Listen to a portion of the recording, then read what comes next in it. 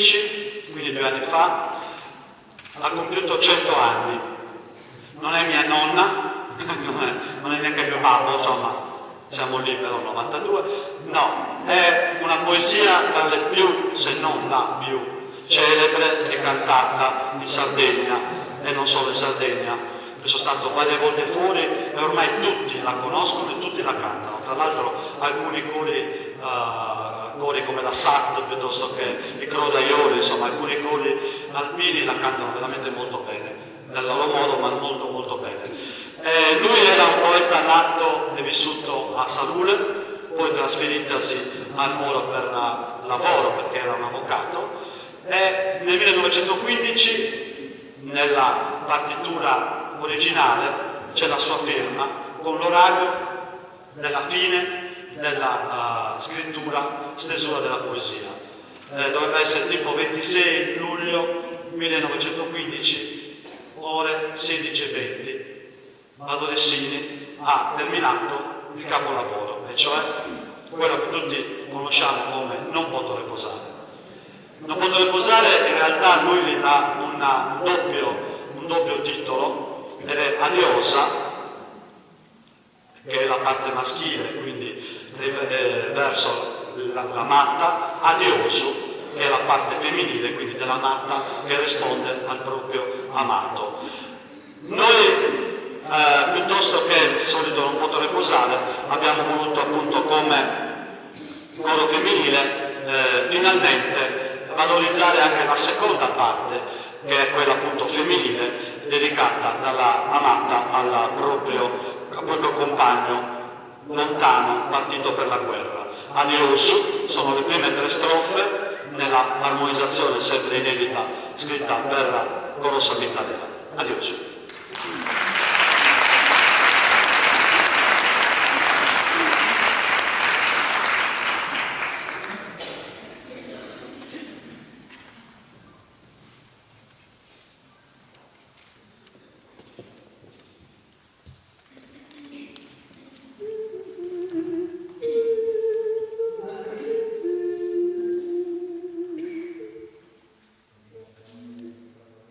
Si due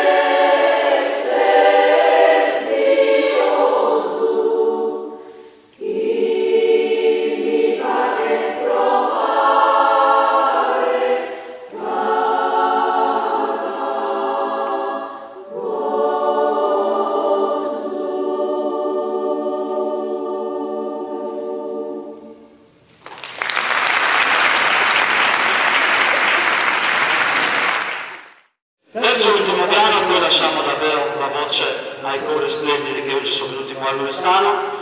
È un brano che fa parte della settimana santa cosiddetta, che in Sardegna è di fondamentale importanza. Tutto il rito della settimana santa in Sardegna arriva nel 600, pensate. E la Pasqua in generale come festività religiosa soprattutto era ed è sicuramente la parte preponderante più importante in Sardegna, tant'è che tutta la tradizione orale, tutta la tradizione letteraria, eccetera, riguardante la passione di Cristo è fortissima in Sardegna e la dobbiamo in modo particolare alle confraternite, alcuni anche cori a contratto, a concordo, a concerto, proprio perché la spiritualità di questa festa è molto molto molto sentita da noi sardi. E c'era un prete, poeta, che è nato e vissuto a Neonelli, che è stato tra i più grandi da questo punto di vista. Ha scritto pagine memorabili, davvero, per quanto riguarda la passione, ma non solo. E una di queste è Non mi giameras Maria. Noi oggi la facciamo nella nostra versione, cioè sono talmente tante che veramente in Sardegna di queste versioni che si potrebbe fare un libro. La nostra versione è sempre per quattro voci pari femminili. Con questo davvero il coro San Michele vi saluta. Non mi giameras Maria.